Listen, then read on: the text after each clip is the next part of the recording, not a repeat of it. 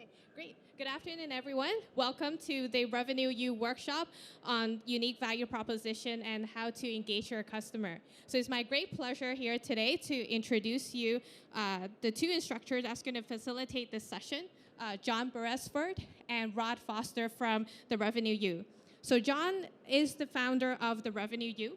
It's a university that creates workshops and courses to help companies like you, startup companies, to get to that initial sales, and how do you grow that sales beyond the early sales and beyond your early adopters. So today is going to be one of the subsection of a workshop that the Revenue U has created.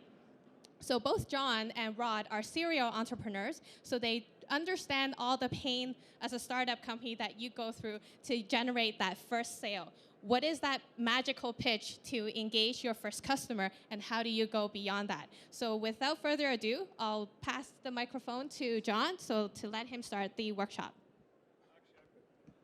Thanks very much, Laura. I'm going to interrupt. John, you just told me a story. What did you do at 9:30 this morning? Oh, we'll get into it, but so we'll tell the story. He's put me on the spot here, but part of the reason, just the backstory to Rod's point, is the reason we're on stage talking to you guys today is that we've both started tech companies and currently run tech companies. And so we have a horse in the race with you. It's not pretty, and we know that. And so mine's pretty, John. Yours is pretty. Mine's definitely not pretty. But that's why we're here. So we've done this before, and we started helping entrepreneurs really figure out how to think about revenue. Oftentimes, it's product. We're going to build a product, and it's going to be amazing. And what makes companies successful, and the whole point of being in business is that there's money and business behind it, right? The whole point is, how do we go ahead and structure an engine that's going to generate revenue? And that often gets lost in startups. You're so much focused on funding and the product that gets lost. So that's why we're here. The backstory on me is, Rod's actually the founder. I help run the Revenue U right now. But I have a tech company as well. And my tech company was funded by OCE Market Readiness most recently. And it's been a huge jump for us. It's actually been probably one of the most significant milestones we've had as a company. And to Rod's point, I'm really excited and I'm all jacked up because we have a product in beta, and we just closed our first customer sale this morning at 9, right? So that's why I'm all amped up. But what we're going to talk to you guys about today is market validation, which is, the idea we had started, and it was on a piece of paper, and it actually wasn't even our idea. It was one of our celebrity client ideas, and so we took it to market in a product. And what we're talking about is, how do you get a value proposition to resonate early on with these customers? We're all small. We don't have enough money. How do you get from zero to that first dollar in sale, which is a big jump for us? So that's sort of why I'm here. Rod, do you want to just quickly introduce yourself? I'm Rod. Moving on. Okay, so quick poll. Who here is an entrepreneur? How many people? Awesome. What was my other question? Who's pre-revenue? Everyone's pre-revenue. Who has some sales? Okay, some sales. And then who's doing this full-time? Okay, good. I want to know that because I'm doing it full-time too, and there's a pain and a stress that goes with that is not lost on me. Who wants to win some money? Okay, anyone who put their hand up, stand up, please. John, you want to go out with the microphone? I will, yeah. I'll be your Vanna. I've got $40 to give away. Okay, so there'll be two winners, two 20s. Here's what your goal is. You've got to tell us what your value proposition is. What do you do in your business? But there's a catch. You can't refer to technology in any way, shape, or form. Okay, so pretend I'm your grandmother and tell me what you do. Go ahead, sir. I'm in biotech. Sit down. You said biotech. It doesn't work at all. Boo. Create fun. Create fun? Does anyone know what she does? Sorry, do you want to say it again? Create fun. You create fun. Okay. I create fun too. Sit down. Who's next? Okay.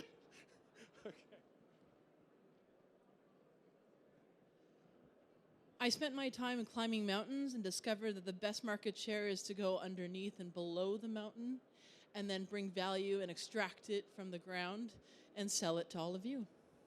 Does anyone know what she does? Actually, does anyone want to try and say what she does? You're mining? You're in mining technology. Well, what aspect of mining? Like, is it? My goal is to accelerate any innovator in the market sector to get their product to have less risk, lower cost, and higher value. Ultimately, it makes the mine more productive, get more ore out of the ground, make money for all of us. Okay, that's really interesting, but I was falling asleep. Sit down. Jeez. That's harsh. Excite me. All Go right. ahead. Hi, my name is Emil. We invented a glove that kind of stabilizes hand tremors. So when you put You it invented? on, yes, That's kind of a tech term. Sit down. cool. Sure. Yeah, so we stabilize hand tremors, particularly in essential tremor and Parkinson's. Okay, next you have 15 seconds to let us know what you do and get us excited about what you're doing. I help businesses run better by building tools for them on the internet. Do you guys know what he does? I don't know what you do. Okay. Sounds easy, doesn't it? Yeah. In one sentence, tell us what you do. This had to be the last one too. So. We're building a Amazon for laboratory reagents, and we want to facilitate scientific discoveries. Kind of, sort of. Yeah. So we connect like-minded gamers so they have better experiences when they're gaming online. I couldn't hear. What was it again? Do you want to say it again? So we connect like-minded gamers so that they can all have better experiences when they're gaming with each other online. Okay. I'll be easy and say connect is not a technology term. You wouldn't believe how hard it is for people in one or two sentences to tell us what they do and to do it really simply, right? And so what we're going to do today is take you through some exercises on how we get there. Wait a second. Who won the money? There was money. There's yeah, money. I'm going to give it to, who was the gentleman? I'm going to give it to you. Yeah. Nice. Okay. That's good work. So. It's tax-free too, by the way. Oh, but that's how much equity do we get? No, I'm joking. I just got 15% Sorry, of his company. if you attend the Revenue U course, we don't take any equity.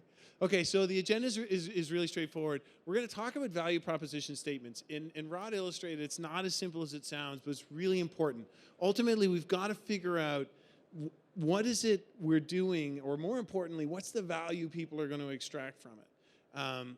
Then we'll talk about a tool called the Value Proposition Canvas, which is on your chair. Who's seen this before? Okay, so there's a lot of folks good.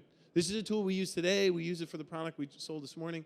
Then we'll talk about some advanced interviewing techniques. This is more for the people that are pre-revenue, but if you're early stage sales, product development doesn't end when you get that first sale. That's like version 1.0. Like it's always ongoing. So how you can interview your existing customers is going to be really important for that. And then if we have time, we'll talk about early customer engagement. What do you do when it's an idea on a cocktail napkin? It seems like such a big stretch from how am I going to take this, build something, and eventually get money from someone. And when you're small and you're a couple of people and you don't have much product yet, it seems impossible, but there's some things we can do to not just get that first customer, but validate the market. So that's what we're going to talk about. So who has a technology insight? Or who thinks they understand what I mean by a technology insight? So which people here have a technology insight? That's like their thing is unique because of the technology they've invented, right? And then who's got a business that's built and based on a market insight? Okay, So John, just explain the difference between the two. So that's what we'll talk about. So technology insight, we've got to be doing something new and novel as a startup. You've got to have a unique value proposition. The reason being is because we don't have enough money or time to compete with folks at their level. Right? We can't build a CRM and compete with Salesforce. They'll crush us every time. Their market cap is $70 billion, right?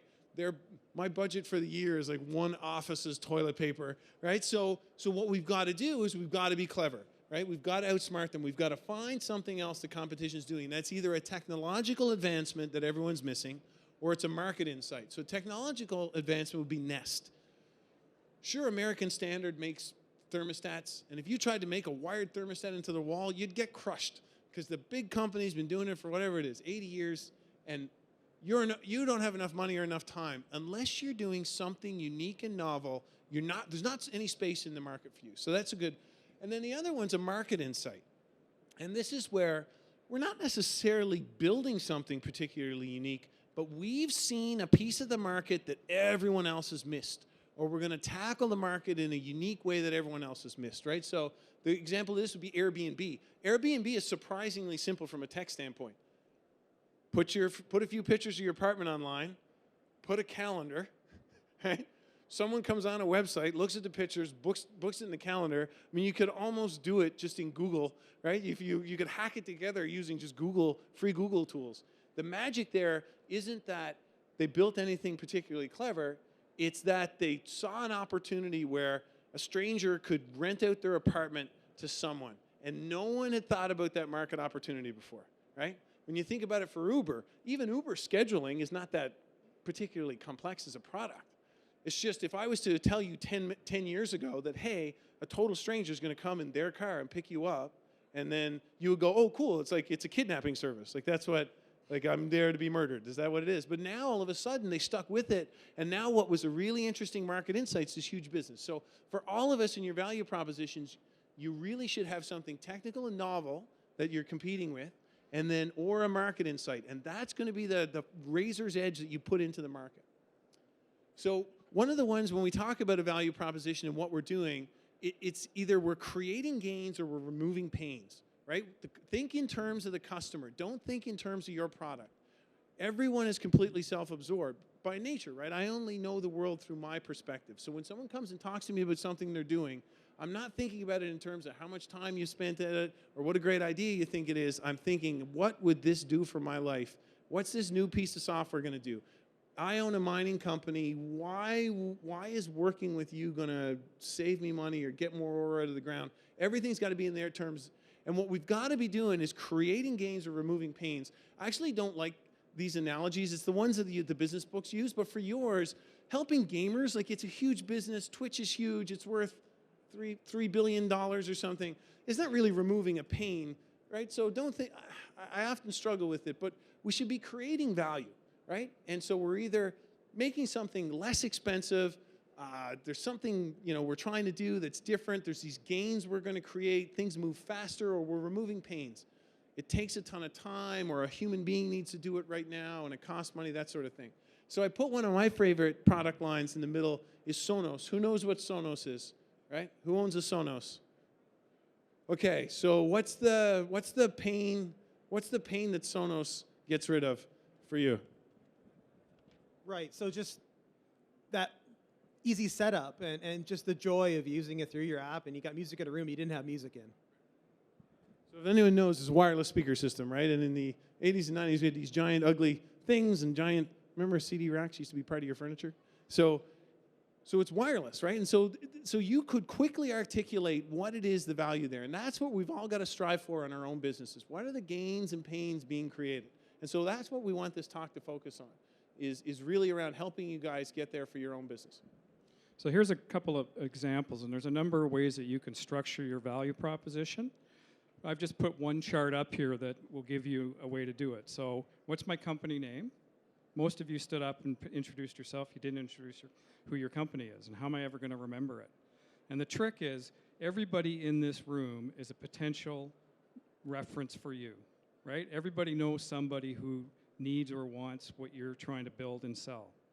So how do I get them to remember who I am and what it is I do? Because it's all about networking, right? That's where a majority of your leads are going to start coming from at the very beginning. So I want to know who the company is, and then I want to know the one thing that you're the best at. What's the one thing that you are the best at over anybody else in and around your space? And so think through that, right? We've got to be better at one thing than anybody else out in the marketplace, and you've got to be able to articulate that. And then tell me why it is that you're better. It's not just good enough to say, I'm the best. I'm the best because, right? So articulate to me why it is you're the best. Then you have your unique reason why, right? It's something that nobody else does this way. So let me give you 3 examples of companies that have done this. You're going to recognize the first one. Everybody know Nike? This was their value proposition when they first started business, right? Nike is the #1 choice for elite athletic shoes. That's because they're the ones that more sports heroes want to wear. Who wants to be a sports hero? I want to be a sports hero. I still want to be a sports hero.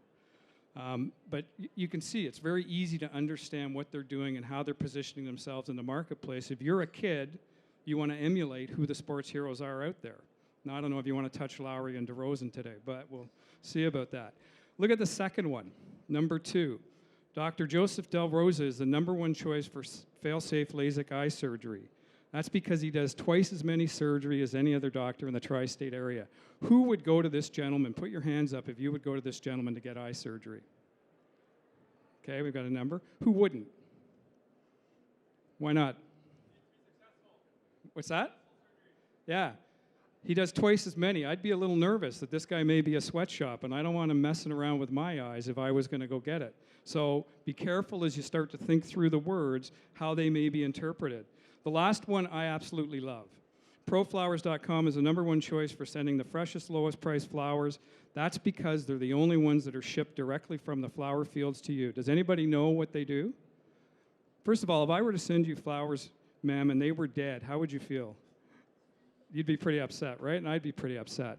This one here, I think it's simple and it's easy. I know what that company does. That's the trick that you have to get to.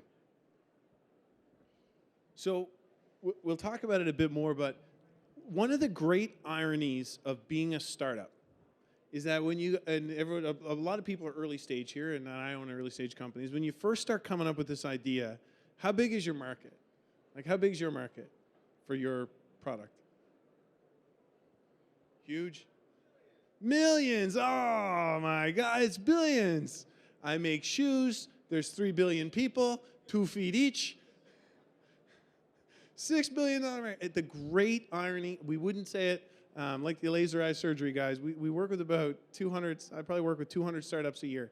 And the great irony is that when you come up with your idea, it's enormous, right? And the folks at OC who are here and the folks from some of the campus linked accelerators who know this, they'll see the ones that take off are the ones that have laser focus in their value proposition. I'm not solving the world's problems, but there's this thing that happens in the mining industry, and there's this one little area that's underserved. And so Airbnb didn't start with just everyone. There were these crazy hippies who couldn't afford anything. And then there were these people stuck in San Francisco with these mortgages that they couldn't pay for. And if we could connect the dots between those two small groups, that's enough to get started. And your value proposition, it works best when it's laser focused. I help small businesses do stuff online, and tools are like, oh, it's tough, right? It's going to be tough because we don't have enough money and time to market it well. What would be more interesting, and I don't know if this is your business or not, but it's like most small businesses in the bakery industry have this problem where their inventory is perishable, and they've got this thing, and if they could discount food that's about to go bad online, they would sell it better, and it only applies to bakery. I don't know, but that's the ones that have a better shot because they've got this small laser hyper focus. And I'm not saying that's where you're going to stay. You can eventually grow up to be Microsoft. That's fine. But what I'm telling you is we've seen it time and time again on the early days, these early days, you've got to have that discipline of hyper focus, which is what Rod's talking about here, right? So one of the ways to get that hyper focus is to do this exercise called the value proposition canvas. And if you haven't seen it before, everyone's got one on their lap. And this is not an academic exercise. This isn't something you ball up. I'm telling you this because you should use this on a monthly basis within your business. We do this all the time. Every feature set, every product. This is not some nonsense that you just throw out and that you came with the folder and this sort of thing. Just please, please, please use this. It doesn't need to look like this, but you need to think through it. The way you fill out the value proposition canvas is you start at the right and you fill it out right to left. And what it forces us to do is to not worry about the product. You guys see what's at the end? The end is your product. Most people as startups, we start with the product. And then we go, oh, this is what we're going to build. And it's going to be amazing. And you'll be able to share it on social media. And there's this other feature. And then eventually, I think someone's going to want to buy it. the way to do this is to think with the customer in mind and then work backwards. So, for instance, who's got a favorite tech product? Like, just shout one out. What? Pardon me? Fitbit, right? So let's say the Fitbit is the runner. So you would go, who's your customer? And then they call it customer job, but that's silly. Like, the runners just want to run, right? And they want to track their results, that sort of thing. So we would start with runners, and we would say, we'd have hyper-focus, somewhat athletic runners who track their own stats, who keep their own data, who are into monitoring their own calorie intake. They're really, really serious runners. And so then from there we can go, okay, let's say Fitbit doesn't exist right now. What is it that these runners need? What is it they want to accomplish? And that's when you guys got to talk to these people and think through it. Well, so let's say we're assuming Fitbit doesn't exist yet, and I talk to you and you're a runner, you go, well, yeah, I can go out and run, but it's kind of hard to tell how far I've gone, because I can tell my timing, but I can't tell how far I've gone. Or I got to carry this phone around with me and I don't want to. I'm like, okay. And then, well, also there's no way for me to measure my heart rate right now, because it's really important to me. I want to keep my heart rate at a certain level. It's part of my training, and this is what I need to do. So now we think to people, we start talking about, here's what you need to accomplish. We got to think about the pains and gains our eventual product could solve for them. One gain is that there was no way for them to check their pulse accurately while running. You could stop every few minutes and do this one. That's not very good. And there was certainly no easy way for them to track it over time and then analyze the data. And then the second one is that, you know, what they want, the gain they wanted to get was that they were able to track their runs more accurately without having to carry their phone or GPS around. Now, we all know this is available now, but you got to think back before this started, they had to start at this point, right? And all you guys are working on something that's starting at that early stage. So pains and gains are often transferable, but that's what you want to think about. What is it in the mining industry that you're going to help people do, save money? What are you going to want to do? And then as you keep going back there, we got to think, we don't have the solution in mind right yet. We just got to build something that lets them check their pulse easily on the go while they're running, and we got to build something that'll let them track how far they've gone, and those are the things we need to do. And so now we're starting to think with feature sets. The gain creator, to make that customer happy, is going to be putting something in there that will track the distance. It's probably going to be some kind of GPS-enabled chip. Starting to get my head around it. Needs to be small because they're going to wear it, right? The features of the product are coming into shape based on what you're thinking of. It's got to be small, so maybe we won't try and put a big display on it with the time on it or a map or anything. They want it light and small. Maybe just put a chip and a rubber band, and then okay, well, it's going to need to have. It needs to be big enough to have to check their pulse, right? So it's going to have to need. So all of a sudden, you're only making the product big enough to solve those main features, those pains and gains that they need. That's how you want to start to think about this. And at the end of it, right, as you go from the right to the left, at the end of it, the product is a Fitbit. And it's light, and it's small, and it's water resistant, and it's easy to use, not because you thought that's what they should build, it's because you work backwards saying it's got to be small enough to wear while running, it needs to be able to track your distance, and it needs to be able to track your pulse. And it doesn't need to do anything other than that. Adding more stuff to it isn't going to sell it anymore. We just got to solve those problems. And so as a quick exercise, and we only need to take like 2 minutes, I would ask you guys to start to fill out this value proposition canvas for your own business and whip out some quick notes, and we'll jump into the crowd and see who wants to share theirs with us. So why don't we take we're ahead of schedule, so why don't we take 3 minutes? And if you guys want, start to fill. If you've got a business, fill out the value proposition canvas for your own world.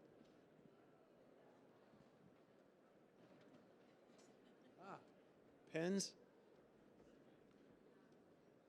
There's not an app for this.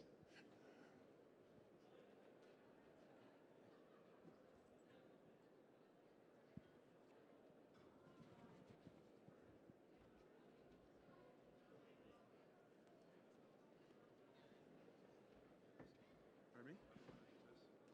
I'm just going to pick two. We're actually way ahead of schedule, which is great. Great. We're really efficient.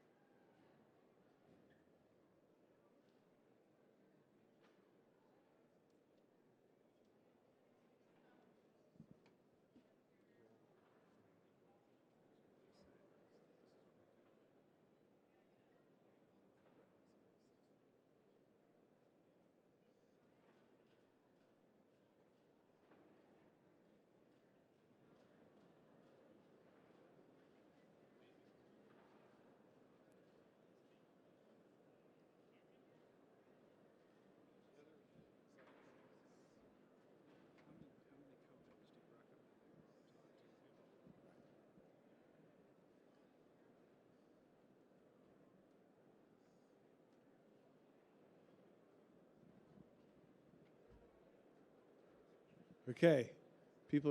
Some people are furiously making notes. Most people don't have a flat surface to write on. It's okay.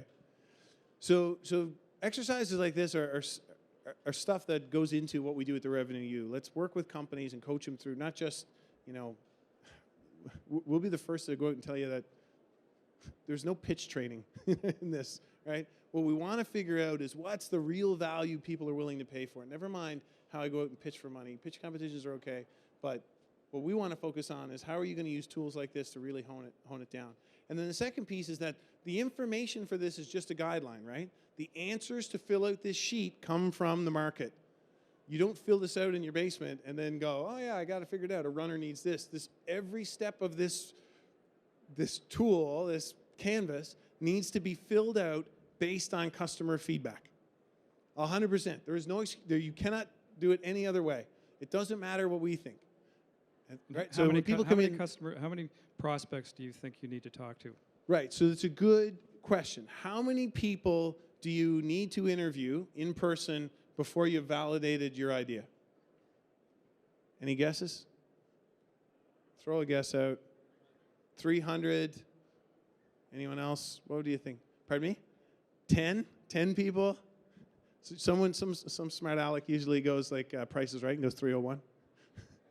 So the answer is actually you need to interview people until you stop learning things, right? If you are asking the same questions and you're asking them for the same features and you're hearing the same answer over and over again and you're tracking your data and you're tracking the results, as soon as you can see a pattern in the data, that's when you can move on, right? If it takes 100 to get there, that's fine. But if you ask 10 people, 10 runners, do you have this problem? Yes, I have this problem. Okay, well then, we got it. You want to check your pulse. I don't need to validate that anymore. Let's work on other aspects of the product. So interview until you stop learning something, until you talk to someone in your market and you know what they're going to say before they even ask you. That's when you validate it.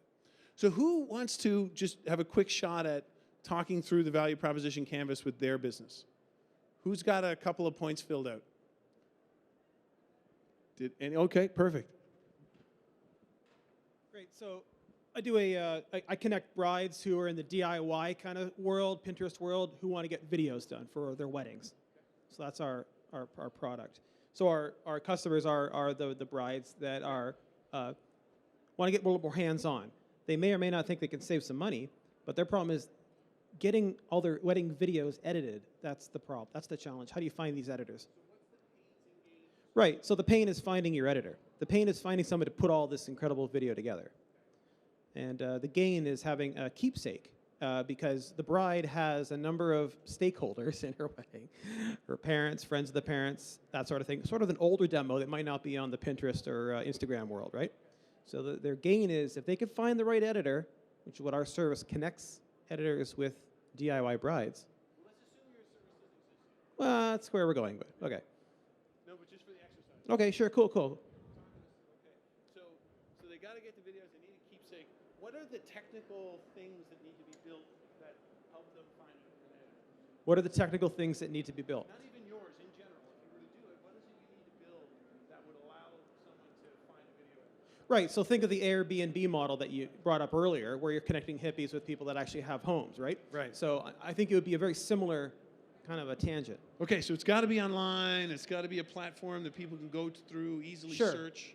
Yeah, exactly. And one of the gains is you're not restricted geographically as well. Whereas in the wedding business, you have a lot of issues where like the guy in your community that does wedding videos is sold out.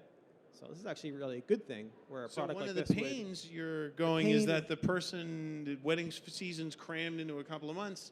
Everyone's booked and I can't find someone. So okay, that's a huge pain. Absolutely. And then is there any other things that need to be built that to solve these pains and gains? It needs to be an online system. One of the features you need to have is that only sort by people who are available. Right? One of the pains is that the video editor could be booked. So if you were to build a feature, you'd need to only show people who are available. Right? Well, actually, if it's done right, there wouldn't be a pain because the system would scale up to connect editors with these brides. Right, but it's to solve. But the point of that scaling is that it solves that pain Absolutely. of I call the video editor and they can't do it, and now I'm screwed, and no one's going to see my wedding. That's right.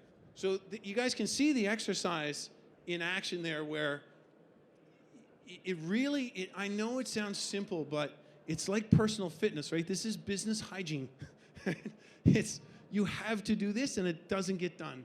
We spend too much time thinking through the product in our own minds and not critically assessing it and not getting out of the building to talk to the people that we eventually want to buy. So it was great. My story today is we sort of pitched, and we've got this pre-launch beta of our software, and every step of the way, we've been asking people their feedback. And so we finally do a little demo for the CMO today. He's like, that's great, guys, that's great. And my question was, tell me 3 reasons why this is a bad idea. Like, would you guys say that in front of a customer? It's probably a good question to ask, though, right? Especially early on. We're all small. We're trying to get that first customer sale. That's the type of exercises I'm begging you to do in the market.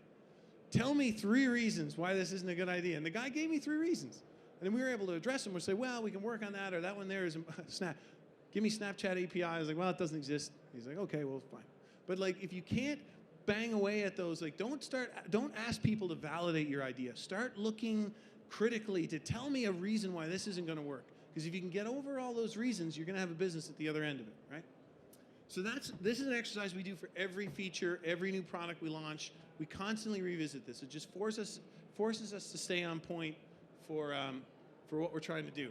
And then this leads me into these advanced interviewing techniques, which is simply a fancy way of encouraging you to get way more aggressive in validating your idea. So one of the problems we have as startups, everyone here's a startup, right? Everyone, like, all people are pretty small. And there's this wonderful community. OCE is amazing, and then we're in Waterloo, right? So Waterloo is hot with startups, and every time you bump into someone, they got another startup, and everyone has a startup, and it's great. And you'll go and talk to someone, and you go, hey, what are you doing? It's like, oh, I just quit my job, and I've got a startup. Like, great, what are you doing?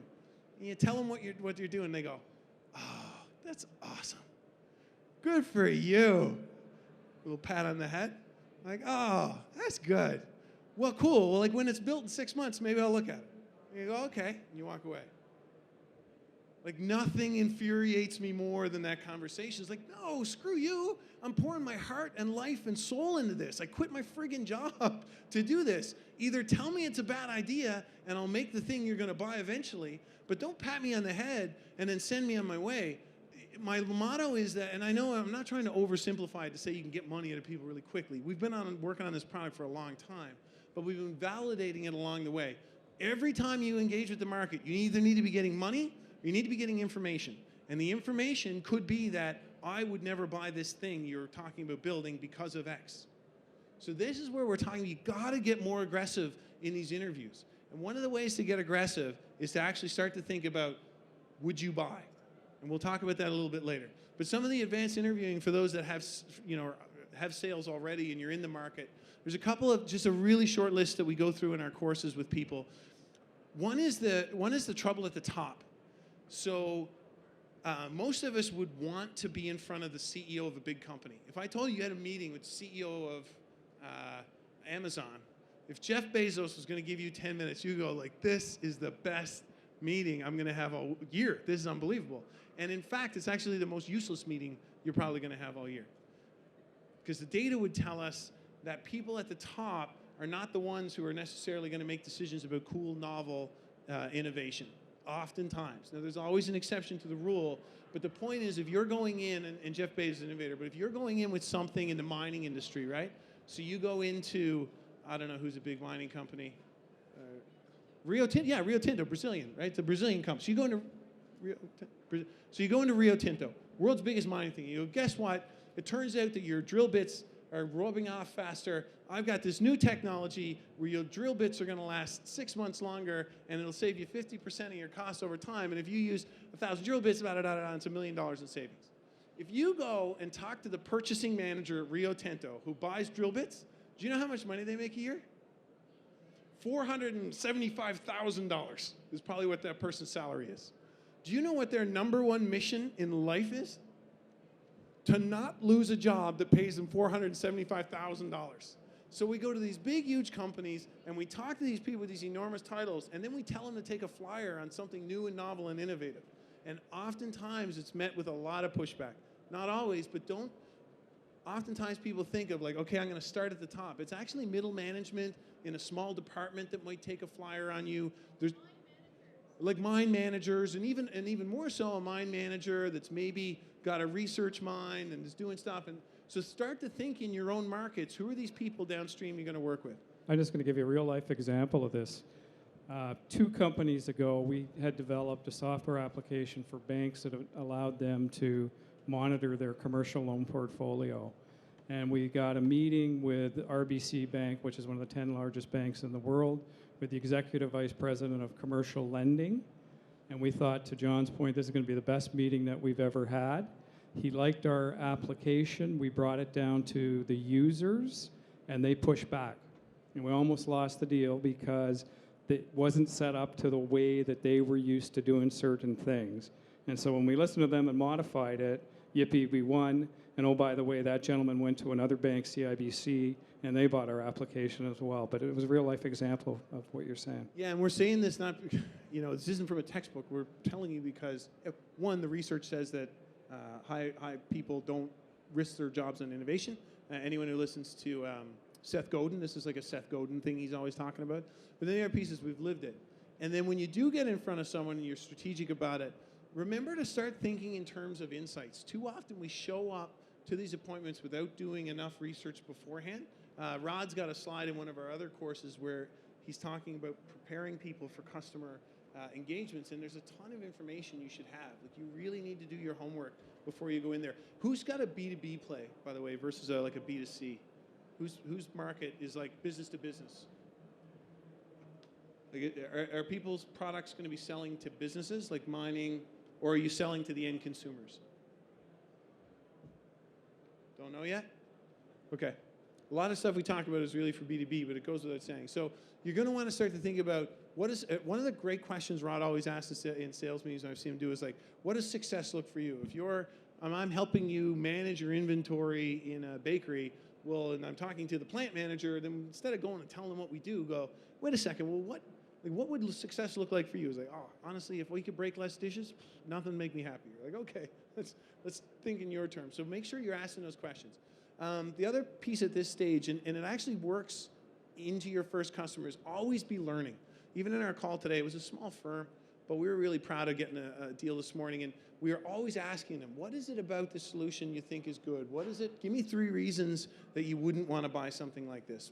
Use it as an opportunity to learn. Too often, the startups, and I've been guilty of it too, is early on, we think that we need to be selling right away, right off the bat. And in fact, what we should be doing is discovering. And people who are super innovative and get it and are cool, they'll probably be our first customer because we went in and said, I'm not going to pretend I know what you do, but I think that you have this problem and we're looking at solving it this way, and talk us through what it is. When we got early customers, we'll talk about it later, part of the value proposition as to why you should be an early customer of mine. I know the software is not perfect. I know it's far from perfect. I know it doesn't do a bunch of the features that you said are important, but it does the main thing. And if you're one of our early customers, we'd love you to be a partner in helping us evolve this, right? We're not going to get rich off our early customers, but they're the ones who can be part of our community, customer advisory boards and stuff like that. We'll talk about that. Be aggressive. I've already talked about this. Please, please, please, please do not let people just pass you over. Yeah, it's a cool idea. Come back in 6 months. Wait a second. Go get a checkbook, because I just told you I'm working on something and you said it was awesome. I go, okay. And then I asked you for a pre-order, even though it doesn't exist. And you said no. You're like, yeah. I'm like, okay, help me connect the dots here. Talk me through why this is the case, right? I just told you we're working on this thing. I asked you to give me half the price of what it's eventually going to cost, and you won't. And don't make it. It's not trying to be combative. Get the truth out of people. It's okay that you don't want to give me $1,000. I just met you, and we're an early stage company. But talk me through why we can't do business yet. And if they come up with reasons like, whatever, it hasn't been approved by, I've got something in the biomed space, who is that? It needs to be approved. You're like, okay, these are all reasons that make sense to me. But if we come back and I've got those approvals, this is something you would buy, right? We're always struggling for something to get validation out of people. If they don't give us money or do something uncomfortable. So in that case, you know what? Sounds like you really love this medical thing we're working on. Clearly you said it was great. I know we got to pass the things, but would you join my customer advisory board? I'm going to put a customer advisory board with 20 customers. And it's going to be a pain. You're going to have to meet, you're going to have to sign a paper that says meet with me 1 hour a month and give us feedback on our prototyping, and that's what we're going to do. Now, if they say no to that, right, there's no, like, you've got to start challenging these people to validate it. They don't necessarily have to give you money, but if you can make them do something uncomfortable, then you've got market validation. And until you do, then you should be suspect of what you're working on. If you go in and say, I want you to be on my customer advisory board, and it's going to be an hour a week, and it's going to be a huge pain, and they're like, no, this is important, I want to do that. Right? So that's the difference of validation. And then a couple of quick ones. When we do ask questions, product management 101, you ask someone like, hey, why is traffic to your website important, or what is it you're trying to do here? There's a technique called 5 whys. And you tend to ask the question why 5 different times in a row to get to the truth. So in the mining industry, it'd be like, why do you want to do more innovation in your mining company? It's like, well, because we want to make more profits, or we want to do more innovations, that sort of stuff. Well, why is that? It's like, well, the truth is that part of our government grants come from innovation, and we want to leverage these government grants. So I was like, well, why is that? I was like, well, we don't make that much money, and the margins are thin, and nickel prices are down, and that's why we're trying to do it. So the more partnerships we can get. So you can get to the truth by asking why 5 times. And then we talked about it before. You got to look for patterns in the data. And then this is the final one. We talk about it in every single class through all of our programming. You have to ask for a reference. You cannot leave any either a customer meeting or an interview of any kind. The final question you need to ask them is, do you know of anyone else in your network that would be interested in what we're doing? You have to ask. How many people ask that question? Yeah, it is the most important question you can ask. Right. 90% of our sales come from. So the customer we closed today was an example. We talked with an agency in Kitchener. We got a project going. It's not quite closed yet, but we said, is there anyone else who's interested in influencer marketing? We're doing this thing. And the person introduced us to it. And that's it. If you can get an introduction, your likelihood of getting a meeting is so much higher than cold calling people or doing SEO. All those things are important, but in this early stage when you got no money and no time, please introduce me. That introduction goes an absolute mile. So that's the final question you need to ask every single time. And then I'll go through this really quickly because I don't want to belabor the point, but market validation, validating this value prop that you're going to work on is really tough. And there's a lot of companies out there that got a good idea, but they're not going to get anywhere until they can get someone to shake their head and go, wait a second. Yeah. This is what I've been looking for. You're solving that problem I had. If it existed and if you could get me a wireless stereo system and the sound quality actually wasn't that good, but it wasn't too terrible, I hate wires so much, I'll sign up.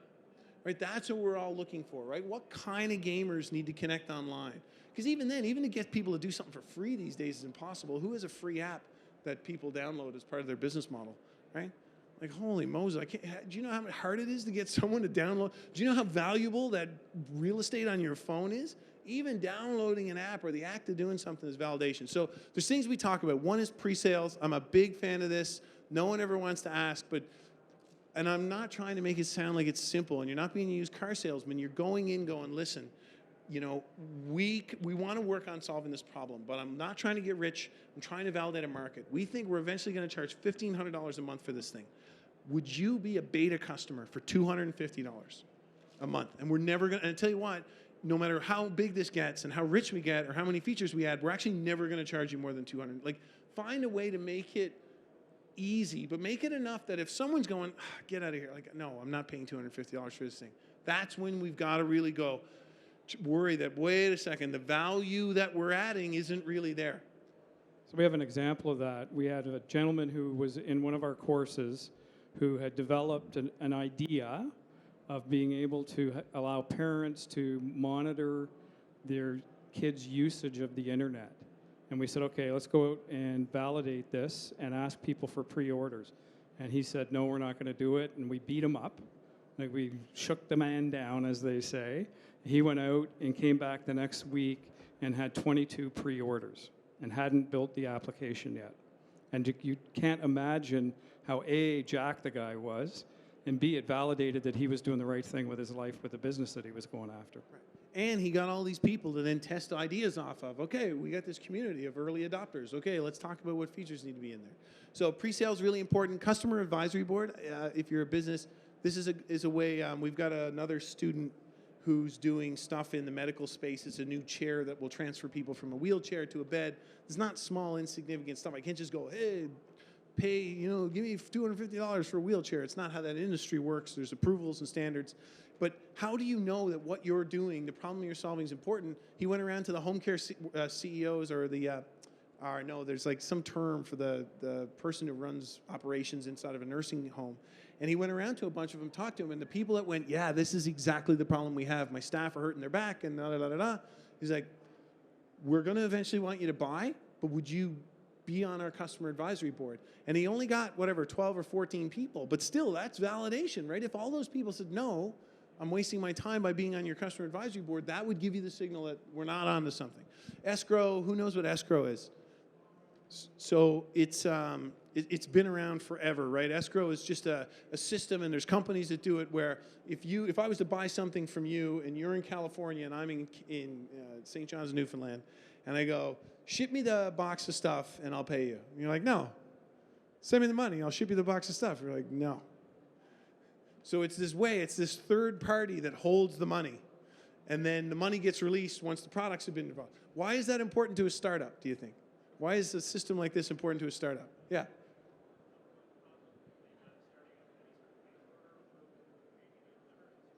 Right, there's no trust. I'm a startup. Why am I going to give you my money? I was like, okay, well, we're really smart. I promise to figure it out. I tell you what, and this is what we can start to say, like this is any kind of validation. I'm not even going to take your money, but I want you to go through the pain of writing a check, putting it in escrow, or let's put it in a vault together, and in 6 months' time, when this is ready, you're going to be the first person to get it at a discount or something, right? That we're trying to strive for any kind of market validation you want. And just think of the opposite. The opposite is that you could be asking no one for anything, you could be working on this business and then hoping that one day, months from now, when I launch and it's perfect, everyone's going to buy it.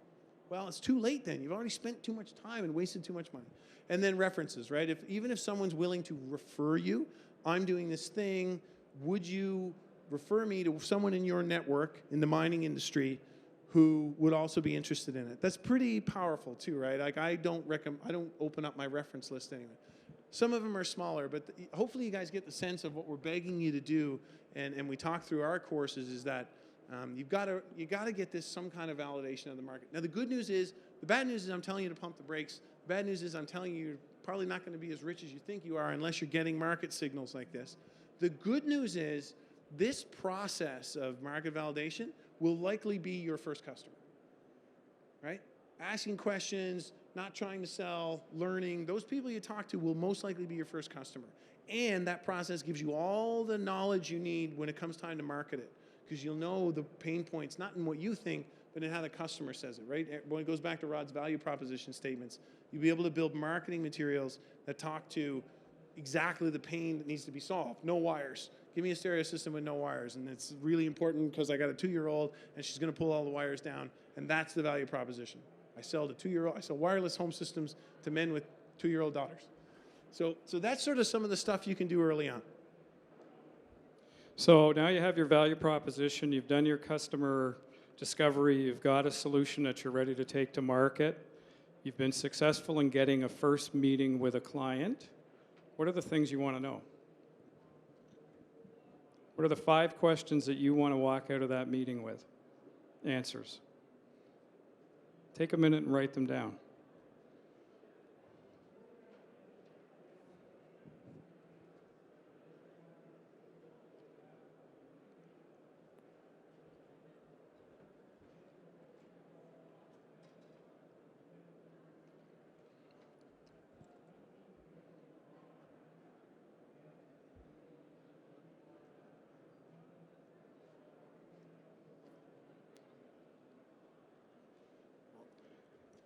What's one of the things that you want to know?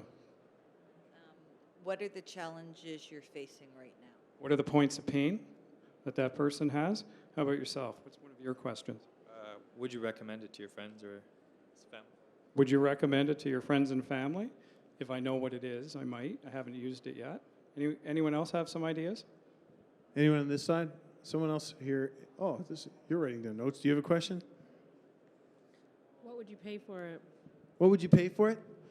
Yeah, it's good to get out. Usually that's the last thing we want to talk about is price, but it's good to know. Is there anything specific to your product market that they would need to have? Like, what area are you in? So we're a pasta product made entirely from chickpeas and lentils. So. Is there anything specific when you walk in that they need? Do you have this problem of chickpeas spoiling, or is that, how do you test if the problem exists? It's more a question of, are you having an issue between getting nutritious foods in or eating nutritious foods? So it's more of the dietary thing. But that's the sort of details we're going to want to get into here. Is like, talk to me about how you get nutritious foods right now. You had.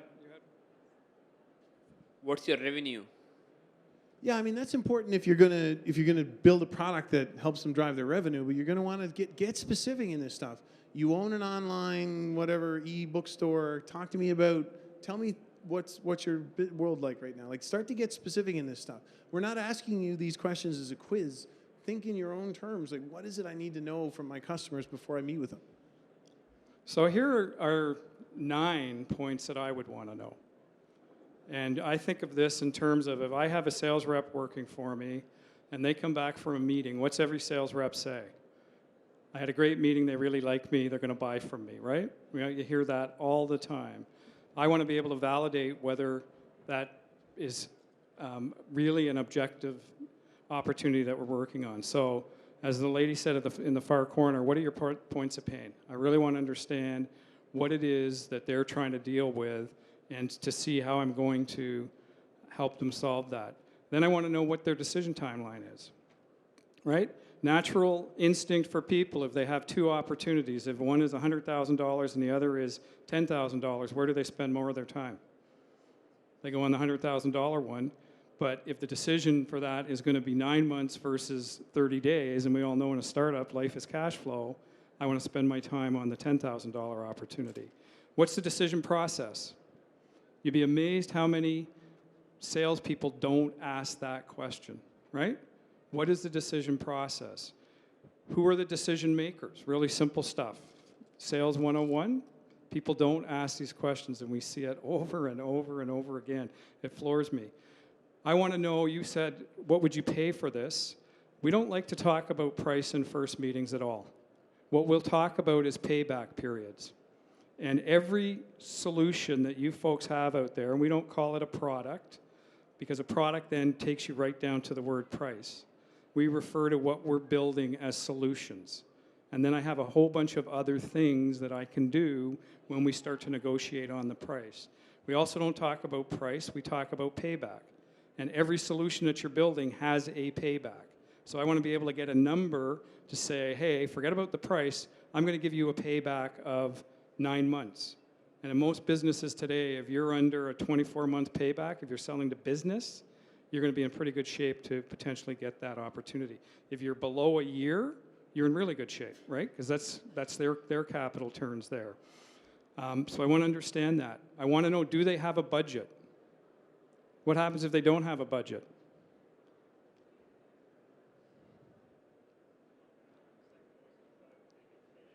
Yeah. So if they don't have a budget, they have to go make a budget. And you have to remember, when you're selling to a company, you're competing with every other project that they're looking at doing, right? When you're selling to a consumer, you're competing with their disposable income. So you've got to be able to make sure that you have a strong enough story to get to the top of the list. I want to know who owns the budget. Right? Again, you may be talking to people who have no control over the spend side. So I want to make sure that I know who that person is. What is the process if they don't have a budget? Do they have to go through? Because if they don't have a process defined, then what's the chances of them getting a budget put in place in a reasonable length of time? And the last one, which won't make a lot of sense to you in this particular form here, but in one of our courses, we talk about sales tools, and we help you develop specific sales tools for your businesses. And we talk to that as the engagement process. And so We want a customer or a prospect to help us build the business case for them to buy. And to John's point, if they don't engage in doing that, I don't believe they're a really good prospect for us. So in my current business, which is an energy management business, we have some tools where we build the value case for the return for our prospects. And if they won't help us do that, then we won't spend any time with them. And our close ratio right now in our business, we actually lost our first deal 2 weeks ago in 2 years. First time we've ever lost. So there you go. Why was that? Because he didn't want to have one single source supplier. So went with somebody else. But the point is that it's tough, right? When you guys are, anyone who's been at it for a while, anyone who's been in business before, to actually get this revenue stream going where I'm doing something valuable enough that kids who have I'm assuming gaming is older people too, but these gamers who usually have superficial relationships with the game and online, they can network and stuff, they're willing to do something or pay for something. If you're in business, in the mining industry, how am I going to go that extra mile to actually get something signed and a contract negotiated so that money's coming in? Because we're not doing these things and we're not in business, right? We're just creating products for no one. And one of the challenges with this, and this is sort of anecdotal, is and like I said, between myself and Rod and the folks here at OCE, we work with hundreds and hundreds of startups. The biggest problem in the space for people who are still going is that none of you have bad ideas. Like, I've never met a single entrepreneur in Ontario who walked up and told me what they were doing, and I went, that's ridiculous. Like, they kind of make sense. Like, yeah, that's true. Like, why would I not want to do that? That's right.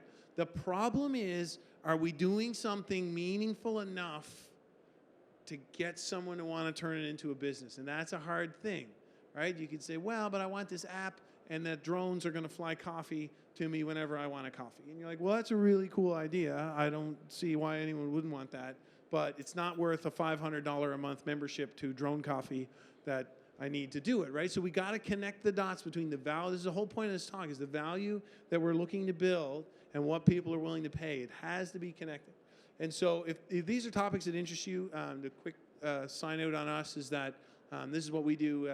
We have a program that talks people through and teaches people the basics for sales. How do you structure your sales organization? How do you structure your CRM? How do you structure your scripts and your value propositions? And we do that in sort of a classroom setting for 6 weeks. And then we actually have a boardroom setting where each week you come in and we recreate the Monday morning meeting that every single big company that's making any money has. If you walk into Salesforce.com or IBM or anyone, they have a Monday morning meeting where someone in charge goes, what happened last week? And what are your goals? And where are we to target? And what's working? And why are we not doing it? As a founder, there's no one to have that meeting for us. It's just dinner for one, which gets lonely. So what we do is we create these smaller groups, which yourself and 3 other companies, and we recreate that energy and that coachability that goes through a Monday morning meeting, and you get to learn from each other. And so that's the program we work. Now, the value proposition for us, right, we're asking you guys to deal into currency of value. So the value for us would be stats like we increase the average alumni revenue by 580%. So these are, I mean, selfishly, we would love to all have you as students. One of the ways you can access us is if you apply for OCE Smart Start funding, you can choose our courses and go through them, and OCE will pay for it, which is an amazing program. But just think of it in terms of us. When we talk to people, we don't talk in terms of, oh, John, Rod's got all this experience and he's a great orator. We talk in terms of numbers. We got to get all of our businesses need to be numbers driven, right? Well, unless it's consumer play, but in B2B, it tends to need to be like, here's the kind of things we can do for you. Save an hour a day, increase your revenue. The stats I'm showing you are sort of our marketing materials, but we put them there because that's what opens up the eyes of our customers, is when we start to make sense of the data and what we're up to. And so there's 2 ways to access our course. You can reach out online if you're interested. And then, like I said, the Smart Start Seed Fund, we're part of that program. So you'll get, the way the program works is you get funding for your company, plus you get additional funding to take educational courses. You can take anything you want, but our courses are listed there as one of the ones you can take. So should you apply to OC Smart Start, we'd love to see you. and we're finishing just on time, 3, 2, 1. Beautiful. I guess it's the last session of the day, so we can stick around if anyone has questions. But if not, thank you very much for your time, and we wish you all the best of luck in your endeavors. Thank you. Right. So thank you, everyone. I hope you got lots to take away.